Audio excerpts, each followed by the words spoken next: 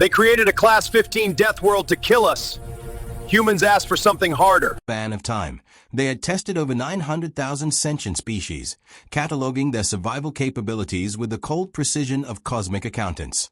Their simulation technology represented the pinnacle of universal achievement, quantum-rendered environments, so perfectly detailed that participants could not distinguish artificial suffering from genuine agony. High Arbiter Vexthana stood before the crystalline observation dome, his translucent form rippling with colors that indicated supreme confidence. His species, the Velkari, had transcended physical limitations eons ago, existing now as beings of pure cognitive energy. They considered themselves the universe's most sophisticated minds, and in 14 million years, nothing had challenged that assumption. Initialize Class 15 parameters, Vexthana commanded, his voice resonating through the observation chamber like wind through ancient canyons. The humans arrive within the hour. Observer Kriveth, a younger Velkari whose form flickered with the blue hues of curiosity, approached the command console. High Arbiter, I must register my concerns. Class 15 simulations have a mortality rate of 99.7%. Only the Krathnoi ever completed such a test, and they required 17 attempts over 3 centuries. Your concerns are noted and dismissed, Vexthana replied, his form shifting to the amber tones of mild irritation. The humans requested accelerated evaluation. They wished to join the Galactic Collective as a Tier 1 civilization. Such ambition requires proportional testing. But their civilization is barely 12,000 years old. Their spacefaring capabilities span only 4 centuries. They have never encountered. Precisely why they must fail, Vexthana interrupted. The humans have developed an unfortunate reputation among the younger civilizations. Tales of their adaptability, their persistence, their creativity under pressure. Such mythology must be dispelled. When they fail the Class 15 simulation, the galaxy will understand that humans are merely another primitive species with inflated self-regard. Krivetha's form dimmed slightly, an expression of uncertainty. And if they do not fail? The High Arbiter's laughter echoed through the chamber, a sound like shattering crystal. In 14 million years, no species has completed Class 15 on their first attempt. Not the Krathnoi, not the synthetic hegemony, not even the progenitor races, whose technology we still cannot replicate. The humans will enter our simulation expecting challenge. They will discover annihilation. Through the observation dome, a small vessel emerged from hyperspace, an unremarkable ship by galactic standards, its hull scarred from atmospheric entries and micrometeorite impacts. The vessel bore no weapons, no shields, no defensive capabilities that the Velkari sensors could detect. The human delegation has arrived, announced a technician. 3 representatives, as agreed. Admiral Marcus Cole, Dr. Sarah Chen, and Captain James Morrison. Vexthana's form brightened with anticipation. Excellent. Bring them to the simulation chamber. Let us show these ambitious primates the true meaning of impossible. What the High Arbiter did not know, what no member of the Galactic Evaluation Council could possibly understand, was that humans had spent their entire evolutionary history on a world that would have qualified as Class 12 by Velkari standards. Earth was a planet of supervolcanoes, extinction-level asteroid impacts, ice ages, and predators designed by natural selection to be perfect killing machines. And humans had not merely survived. They had thrived. Admiral Marcus Cole stepped off the transport vessel with the unhurried confidence of a man who had faced death so many times that they had developed a professional relationship. At 63 years old, his hair had gone silver. His face bore the weathered lines of decades spent in the void between stars, and his eyes held the particular calm that came from having already lost everything once and rebuilt it from nothing. Behind him walked Dr. Sarachen, whose brilliant mind had cracked 3 supposedly unsolvable physics problems before her 30th birthday. Now 54, she had spent the second half of her career applying that intellect to xenobiology, developing the theoretical frameworks that allowed humans to predict alien behavior with unsettling accuracy. Captain James Morrison, called Hawk by everyone who had served with him, completed the trio. His tactical genius had saved 17 colonies during the Proxima Rebellion, often using nothing more than outdated equipment and the fundamental human capacity for creative destruction. Interesting architecture, Sarah observed, her eyes cataloging every detail of the Valkyrie station. They've built everything to emphasize verticality. Their species must have evolved in low-gravity environments with strong hierarchical social structures. Noted, Marcus replied quietly. What else? The lighting is calibrated for beings who perceive electromagnetic radiation differently than we do. They are not trying to accommodate us, which means they either don't understand our visual requirements or don't care. Given their technological sophistication, I suspect the latter. They want us uncomfortable. Hawk snorted. Uncomfortable. Right. Remind me to tell you about the 3 weeks I spent in a disabled escape pod breathing recycled carbon dioxide. This is a vacation. The chamber doors opened, revealing the Valkyrie delegation. Marcus had read the briefings. Beings of pure cognitive energy, transcended physical form. 14 million years of accumulated knowledge. He had also read between the lines of those briefings, noting what they revealed about Valkyrie psychology. They were ancient. They were powerful. And they had forgotten what it meant to struggle. Admiral Cole, High Arbiter Vexthana's voice resonated through the chamber. Welcome to the evaluation station. We trust your journey was adequate. It was fine, Marcus replied, his tone neither impressed nor intimidated. Let's discuss the test parameters. The simulation briefing chamber was designed to intimidate. Towering crystalline pillars rose toward a ceiling, so distant it vanished into artificial darkness. Holographic displays surrounded the central platform, each one cycling through images of alien worlds so hostile that merely viewing them triggered something primal in the human hindbrain. High Arbiter Vexthana positioned himself at the chamber's apex. His translucent form expanded to emphasize his authority. Below him, arranged in descending tiers, sat 17 other Valkyrie observers, the most distinguished members of the Evaluation Council, each one eager to witness humanity's humiliation. Marcus Cole stood on the central platform with Sarah and Hawk flanking him, utterly unfazed by the theatrical display. The Class 15 Deathworld simulation, Vexthana began, his voice carrying the weight of cosmic certainty, represents the most extreme survival scenario ever devised. You will be placed on a procedurally generated planet, designed to kill you in every conceivable manner. The holographic displays synchronized, projecting a world of absolute nightmare. Crimson skies boiled with toxic clouds. The surface alternated between lakes of liquid metal and forests of crystalline structures that vibrated at frequencies capable of shattering bone. Creatures moved through this hellscape, things with too many limbs, too many teeth, too many eyes. Atmospheric composition, hydrogen sulfide dominant, with traces of chlorine gas and sulfuric acid vapor, Vexthana continued.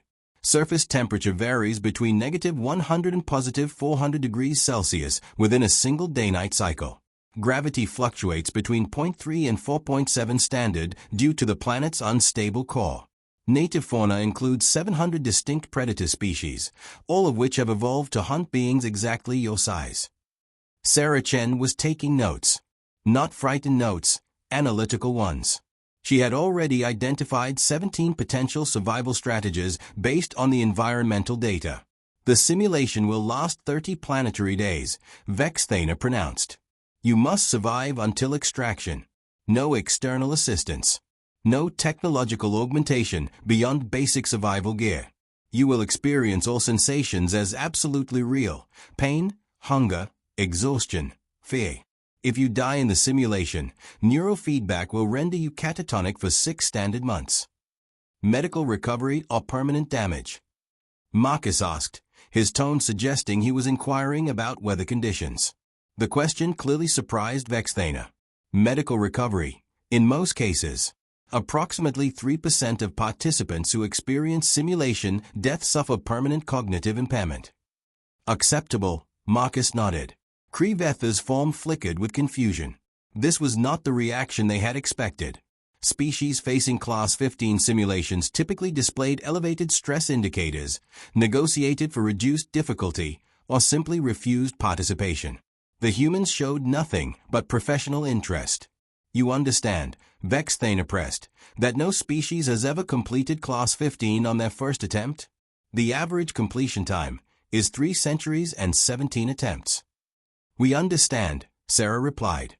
We've reviewed the historical data your organization made available. Very thorough documentation. Then you also understand that this simulation is designed to kill you. Hawk actually smiled at that. It was not a pleasant expression. High Arbiter, with respect, we come from a planet where everything is designed to kill us. The bacteria, the plants, the animals, the weather, the geology, even the other humans. We've had 4.5 billion years of practice dealing with environments that want us dead. Earth is classified as a Class 12 Deathworld, Vexthane accounted. Class 15 represents a substantial escalation. 25% escalation in hostile factors, Sarah calculated aloud. Within our adaptive parameters. Commander Zulrati, the Velkari military observer, pulsed with colors indicating aggressive skepticism. You speak with remarkable confidence for a species that has never faced true existential challenge. Marcus turned to face the military commander directly. His eyes held the memory of colony ships that never arrived at their destinations, of first contact scenarios that ended in blood, of decisions made in the cold dark that would haunt him forever. Commander, humanity has faced extinction 7 times in our recorded history alone. Ice ages that lasted millennia. Volcanic winters that blocked out the sun. Asteroid impacts that killed 90% of all life on our planet. Plagues that erased entire civilizations. Wars that consumed generations. He paused, letting the weight of those words settle. We are still here. Every species that tried to eradicate us is fossil fuel now. The observation chamber fell silent. Even the ancient Velkari had no immediate response to such stark declaration. We accept your Class 15 simulation, Marcus continued. However, we have one modification request. Vexthana's form flickered with surprise. Modification? You wish to reduce the difficulty parameters. No, Marcus said. We want you to make it harder. The request echoed through the chamber like a detonation. 17 Velkari observers shifted through colors of confusion, disbelief, and, for the first time in their ancient memories, uncertainty. Harder. Krevetha's voice carried genuine bewilderment. Admiral Cole, perhaps you do not understand. Class 15 is our maximum difficulty rating. It represents the theoretical limit of survivable conditions. Theoretical limits are meant to be exceeded, Sarah interjected. Your classification system is based on observations of other species' performance. Humans represent a statistical outlier. We need a proper challenge. This is absurd, Commander Zulrati declared. They are either delusional or attempting some form of psychological manipulation. No rational species would request increased difficulty in a survival scenario. We're not requesting increased difficulty for entertainment, Hawk explained, his tactical mind selecting each word with precision. We're requesting it because your Class 15 parameters contain exploitable patterns. The environmental hazards cycle predictably. The predator species have observable behavioral algorithms. The resource distribution follows mathematical progressions that a competent analyst could map within 7 to 2 hours. You've identified patterns in data you received less than 6 hours ago. Vexthana's form had gone completely still, a Velkari expression of profound shock. Dr. Chen identified the patterns during the briefing, Marcus replied.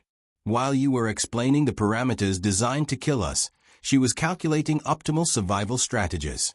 We have 7 distinct approaches mapped, with contingency variations for each.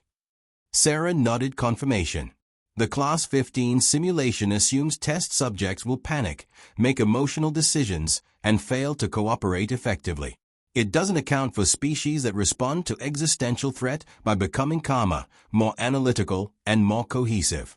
You've designed a test for prey animals. Humans are apex predators.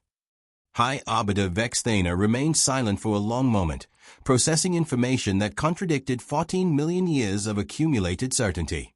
Finally, his form shifted to colors that the human representatives had never seen before, colors that, had they been able to read Velkari emotional displays, they would have recognized as the first stirrings of genuine fae. Very well, Vexthana said slowly. We will modify the parameters. Random environmental variables. Adaptive predator algorithms.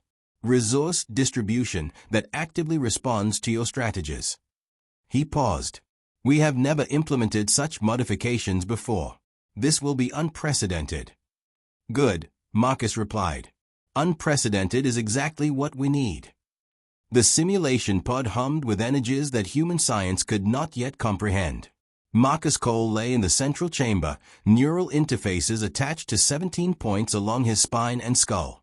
In adjacent pods, Sarah and Hawk underwent identical preparations, their vital signs monitored by Velkari technicians who still could not quite believe what they were witnessing. High Arbiter Vexthana observed from the control platform, his form now cycling through colors of intense focus. The modified parameters have been implemented. Environmental randomization at maximum variance. Predator algorithms set to adaptive learning. Resource distribution will actively counter your survival strategies. Understood, Marcus replied, his voice calm despite the neural interface flooding his consciousness with pre-simulation data. Extraction point. Randomized. You will receive coordinates at the 28-day mark, assuming you survive that long. The extraction window will last exactly 4 hours.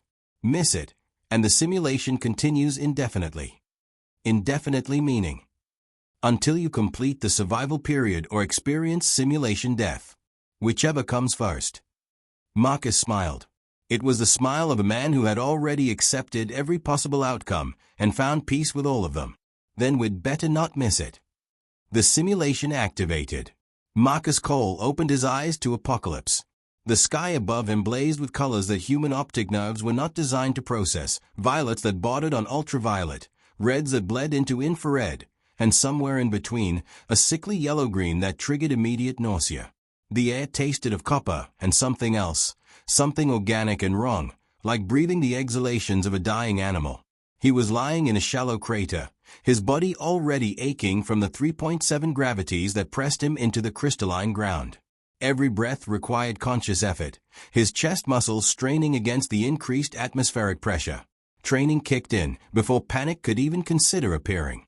Marcus ran through his mental checklist: orientation, resources, threats, objectives. He was alive. He could breathe, albeit with difficulty. The temperature was tolerable, somewhere around 40 degrees Celsius, well within human survival range. These were victories. He pushed himself upright, joints protesting, and surveyed his surroundings. The landscape was a fever dream rendered in mineral and motion. Crystalline formations rose from the ground like frozen explosions, their surfaces vibrating with frequencies that made Marcus's teeth ache. Between the crystal spires, pools of liquid metal reflected the insane sky, their surfaces rippling with patterns that suggested intelligence rather than simple fluid dynamics. Perhaps 500 meters to his left, a forest of organic structures swayed despite the absence of wind. They resembled trees only in the most abstract sense, vertical growths with branching appendages, but composed of something that glistened wetly, like exposed muscle tissue. The forest pulsed with bioluminescence, and Marcus could see shapes moving between the trunks.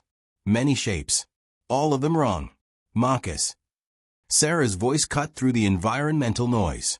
She had landed approximately 200 meters away, already on her feet, already taking environmental readings with a compact scanner that had been included in their basic survival kit. Air composition is worse than briefed. Hydrogen sulfide at 18 parts per million, that's toxic threshold. We need respiratory protection within the next 6 hours, or our lung tissue starts breaking down. Understood. Marcus activated his own scanner, searching for Hawk's signal.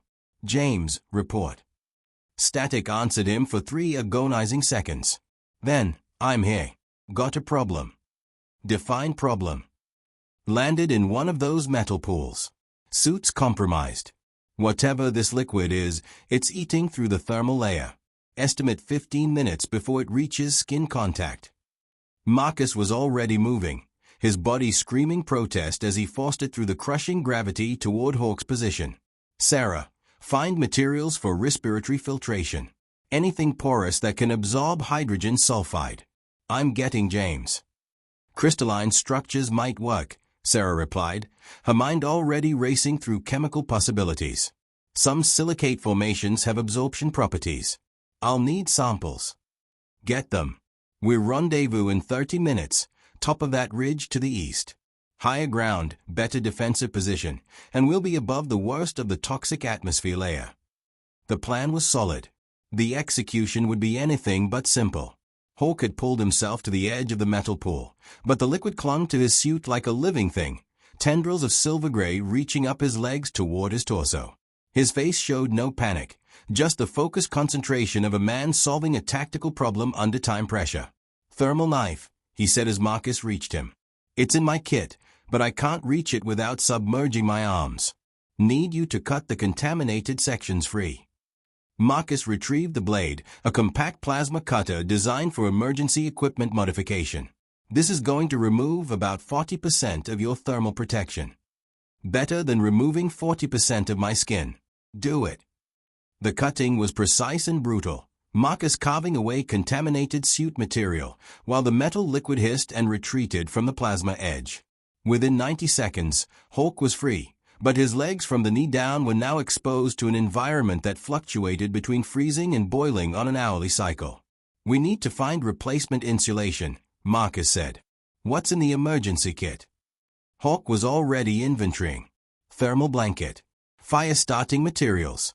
Water purification tabs. Useless here. The water would kill us anyway. Nutrient bars. Basic medical supplies. Communications beacon. The beacon. One-shot emergency signal. It'll tell the Velkari we've given up and request immediate extraction. Marcus took the beacon and crushed it under his boot. The device shattered against the crystalline ground, its circuits sparking once before going dark. "We're not giving up," he said simply. Hawk nodded. He hadn't expected anything different. The ridge was 700 meters away, but in 3.7 gravities, that distance became a marathon. Every step required deliberate effort. Every breath burned with the taste of sulfur. The crystalline ground alternated between razor-sharp edges that threatened to slice through their boots and smooth surfaces so slick that maintaining traction required constant concentration. Halfway to the objective, the first predator found them. It emerged from one of the metal pools without warning, a creature that seemed to be liquid and solid simultaneously, its form shifting between configurations as it moved. One moment it had 6 limbs, the next it had 12. Eyes appeared and disappeared across its surface, each one tracking human movement with terrible precision. "Contact," Hawk announced, his voice flat and professional. "Unknown hostile. Estimate mass at 400 kilograms. Speed unknown. Attack patterns unknown. Fall back or engage." Marcus asked. "It's between us and the ridge. We go around. We lose an hour we don't have. My legs are already losing feeling. That metal did something to the nerve endings. Then we go through." Marcus pulled the thermal knife, its plasma edge humming to life. "Sarah, we're going to be delayed. How's the respiratory situation?" "I found a crystalline variant that absorbs hydrogen sulfide. Processing it now. It'll be crude, but it should buy us another 18 hours. What's your situation?" "We're about to find out what these things consider a fair fight." The creature attacked. The creature's first strike came faster than Marcus's eyes could track. One moment it was 3 meters away. The next, something that might have been a limb, or might have been a tentacle, or might have been something human language had no word for, was sweeping toward his head. He didn't think. For decades of combat experience bypassed conscious decision-making entirely. His body dropped into a roll, the limb passing through the space his skull had occupied a millisecond earlier, and his thermal knife came up in an arc that should have bisected the attacking appendage. The blade passed through the creature like it was water. No resistance. No damage. The plasma edge simply moved through the liquid-solid form, without effect. "Heat-resistant," Hawk called out, already circling to the creature's flank. "The plasma isn't hot enough to affect its molecular structure. Then we need a different approach." Marcus continued moving, keeping the creature focused on him while his mind raced through alternatives. "Sarah, what's the temperature variance here?" "Scanning. Surface temperature is currently at 42 degrees. It's scheduled to spike to 360 in approximately 4 hours when this region rotates toward the primary star. And the minimum? -80 during the shadow period. That's in about 6 hours." Marcus understood. The creature had evolved in an environment of extreme temperature variance. It had adapted to survive both extremes. But adaptation to one thing often meant vulnerability to another. Hawk, those nutrient bars, what's their chemical composition? Standard protein carbohydrate matrix. Some synthetic vitamins. Why? Any sodium compounds? Hawk checked the ingredient list even as he dodged another attack, his damaged legs screaming with every movement. Sodium chloride at 12% by weight. Standard electrolyte balance for human nutrition. Give me 2 bars. The request made no tactical sense, but Hawk had served with Marcus long enough to trust the Admiral's strategic intuition. He tossed the nutrient bars across the gap between them, and Marcus caught them without looking, his eyes still locked on the shifting predator. The creature paused, confused by this behavior. Its kind had never encountered prey that stopped running to exchange objects. Marcus crushed the nutrient bars in his fist, grinding them into powder against his suit gloves. Then he threw the powder directly at the creature's central mass. For a moment, nothing happened. The creature's eyes, all 17 of them currently visible, tracked the powder as it settled onto its liquid-solid surface. Then it began to scream. The sound was not audible to human ears, but the effect was unmistakable. The creature's form destabilized, its shifting surfaces becoming erratic and uncontrolled. Where the sodium chloride powder had contacted its body, the liquid-solid matrix was crystallizing, forming rigid structures that cracked and shattered as the creature tried to move. Salt, Hawk realized. It's a liquid metal organism. Salt disrupts its ionic balance. Every organism has a vulnerability, Marcus replied, already moving past the thrashing predator toward the ridge. The Velkari assumed would try to fight these things with weapons. They didn't account for biochemistry. Behind them, the creature collapsed into a spreading pool of metallic liquid, its consciousness, if it had possessed such a thing, dissolved along with its physical coherence. Sarah's voice came over the communication channel. That was impressive. How did you know? I didn't know, Marcus admitted. I hypothesized. Liquid metal organisms require precise ionic balance to maintain cohesion. Sodium chloride disrupts most ionic processes. It was an educated guess. An educated guess that worked. Those are the best kind. They reached the ridge as the temperature began its violent upward swing. The crystalline ground was already warming, heat shimmer rising from surfaces that would soon be hot enough to cook meat. Marcus estimated they had perhaps 90 minutes before the environment became actively lethal. Sarah had constructed 3 crude respiratory filters from the absorbent crystalline material she gathered. They were uncomfortable, pressing against the face with sharp edges that would leave marks, but they reduced the hydrogen sulfide concentration to manageable levels. 18 hours, she confirmed. Maybe 20 if we limit physical exertion. After that, the crystals will be saturated and we'll need new material. Water situation. There's moisture in the atmosphere. Condensation forms during the temperature transitions. I can rig a collection system, but the water will be contaminated with sulfur compounds. We'll need to filter it through multiple media before it's drinkable. Hawk was examining his damaged legs, his expression professionally neutral despite what he was seeing. The liquid metal hadn't just compromised his suit, it had begun some kind of chemical reaction with his skin. Discolored patches spread across both calves, the tissue beneath showing signs of crystallization. How bad? Marcus asked. Mobility is compromised. I can still walk, but running is going to be problematic. Estimate 60% effectiveness in tactical situations. That's still better than most species at 100%, Marcus replied. Can you treat it? Unknown. The medical kit has broad-spectrum antiseptics and tissue regenerators, but this isn't a biological infection. The metal is bonding with my cellular structure at the molecular level. I might be able to slow the spread, but stopping it entirely would require technology we don't have. Sarah moved to examine the damage, her scientific mind already cataloging the reaction. This is fascinating. Horrifying, but fascinating. The metal is forming crystalline structures within your tissue, using your body's own minerals as a substrate. It's not destroying your cells, it's converting them. Converting them into what? Into more of itself, essentially. If this continues, you'll eventually become a liquid metal hybrid organism. Hawk absorbed this information with the calm of a man who had faced worse. How long? At the current rate of spread? 6 days, maybe 7. After that, the conversion will reach critical organs and you'll either die or become something else. Then we finish this in 5 days, Marcus decided. What do we know about this environment that we can use? They spent the next 4 hours in what Hawk called tactical reconnaissance and Sarah called desperate improvisation. The temperature spike passed overhead like a wave of invisible fire, forcing them to shelter in a crystalline crevice that reflected enough heat to keep them from cooking. During this time, they observed, analyzed, and planned. The predators came in 7 distinct varieties, each adapted to different environmental conditions. The liquid metal creatures preferred the temperature transition periods, when their forms were most flexible.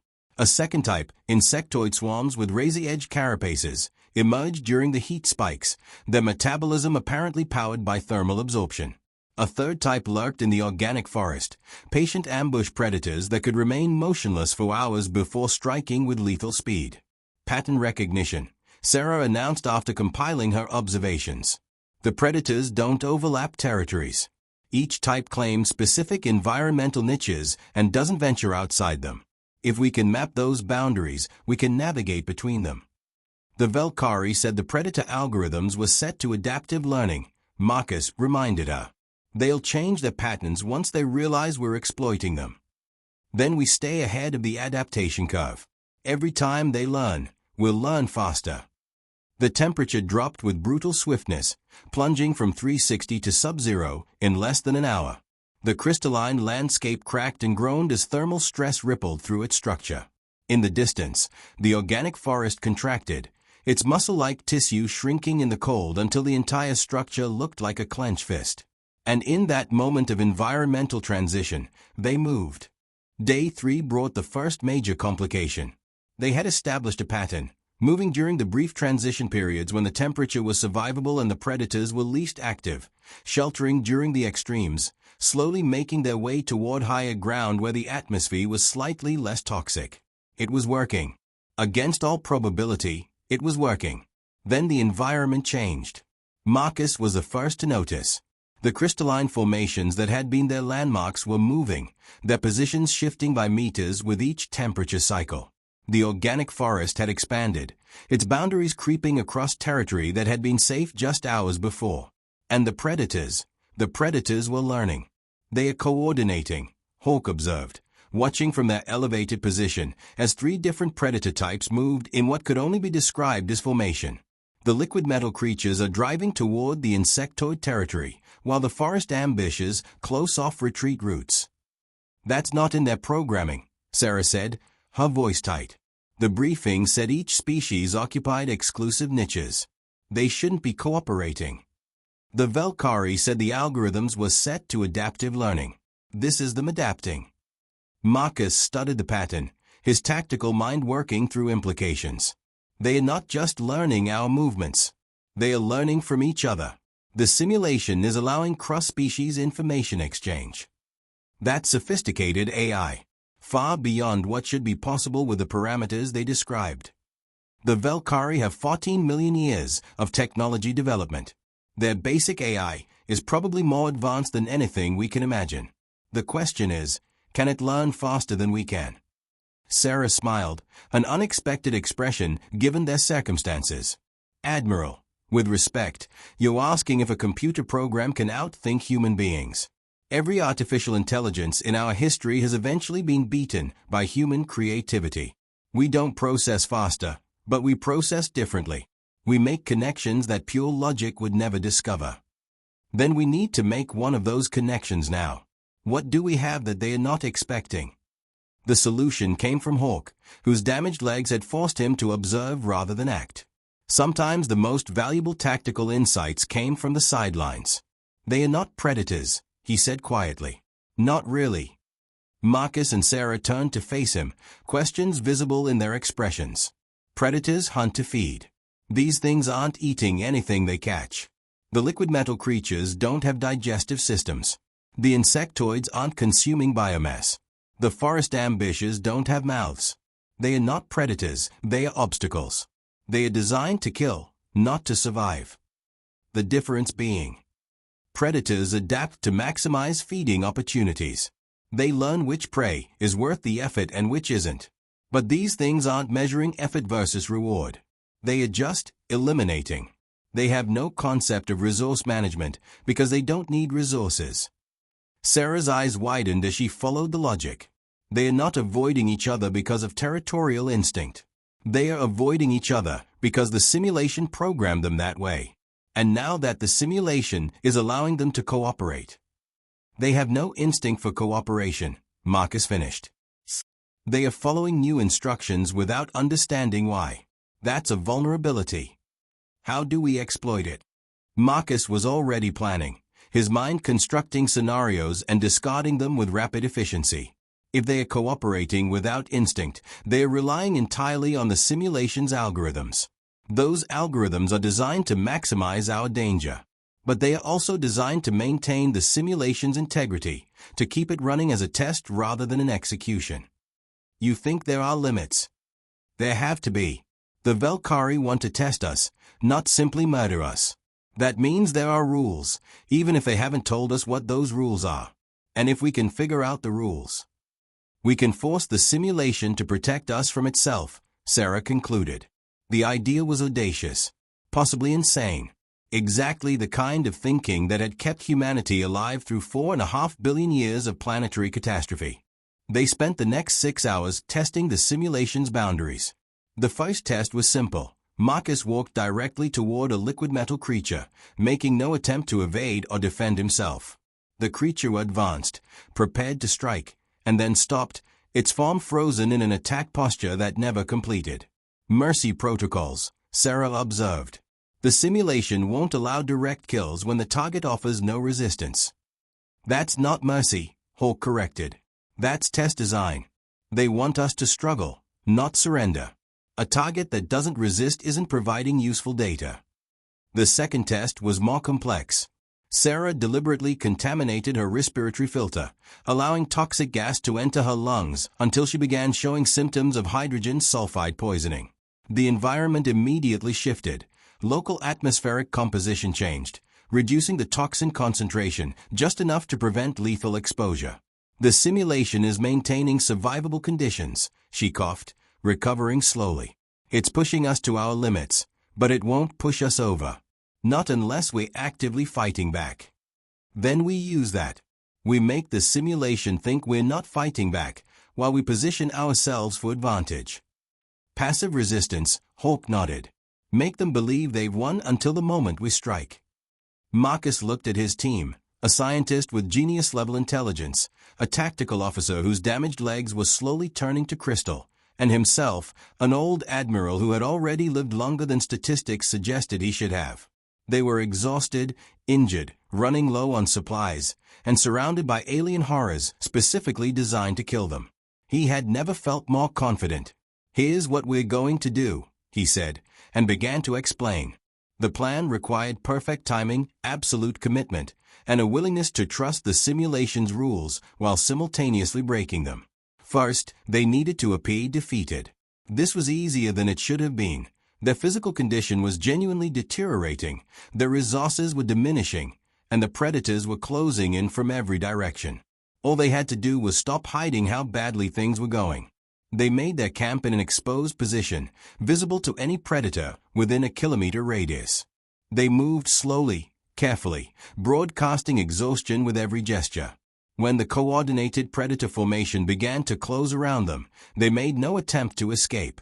The liquid metal creatures formed the outer ring, their shifting forms cutting off any possible retreat. The insectoids massed to the north, their razor-edged carapaces catching the light of the setting alien sun. The forest ambushes, revealed now as they abandoned concealment, emerged from the organic forest in numbers that would have been overwhelming under any normal circumstances. 47 predators. 3 humans. They are going to trigger simultaneously, Sarah noted, her voice calm despite the mathematics of their situation. The algorithms have determined this is the optimal moment for termination.